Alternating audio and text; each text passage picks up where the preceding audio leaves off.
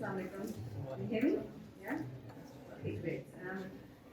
Thank you so much for having me here. I don't know what I can add to the wonderful information and inspiration that our previous guests provided, but I just want to say a little bit, and I won't take much of your time. So first of all, today is a day to celebrate women, but also for me in particular, it's a time to consider how we can do better for women in our society. Okay? I come with a belief that to empower women is to empower society. And I'm going to back that up now by what I say next, hopefully.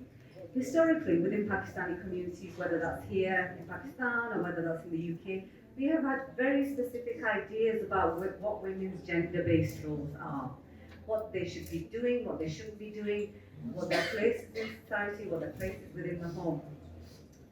However, when we think about the situation currently, even if we take the example of what's happening in Kashmir, just the title, which says this is a tribute to women in conflict, tells us that actually women are living in spaces and places where those gender roles that we have this kind of illusion about no longer exist. Yeah? Women are in conflict, right? They're having to participate, be actively involved in war-like activities on a daily basis. Okay. Now, so we need to continue to make sure that we change how we support and empower women. So,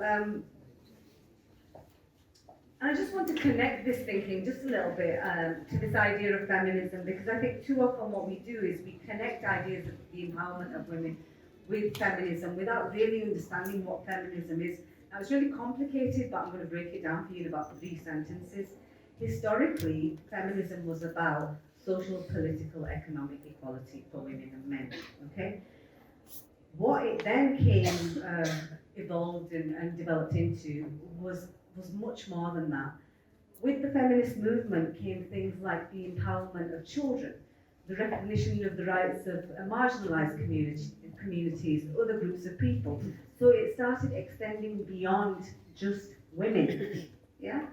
And I think a lot of us still have that misconception that feminism is just about women. It's not, and it hasn't been for a long time. Because women in their everyday roles are connected to, well, everybody else. You know, everybody has a mother, even as a man, right? We wouldn't be alive without them.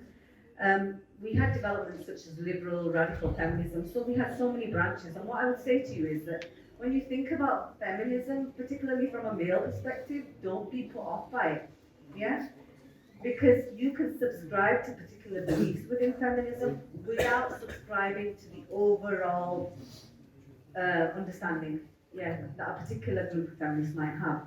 So for myself, you know, I sometimes get called feminist, and I would say, yeah, I absolutely subscribe to certain things within feminist ideology, but not necessarily all of it, because I think we have come a long way since we have now got the vote, you know, which is where a lot of this started, particularly in the West, where there was differences in terms of equal pay. So feminism is something that moves from the West to the East.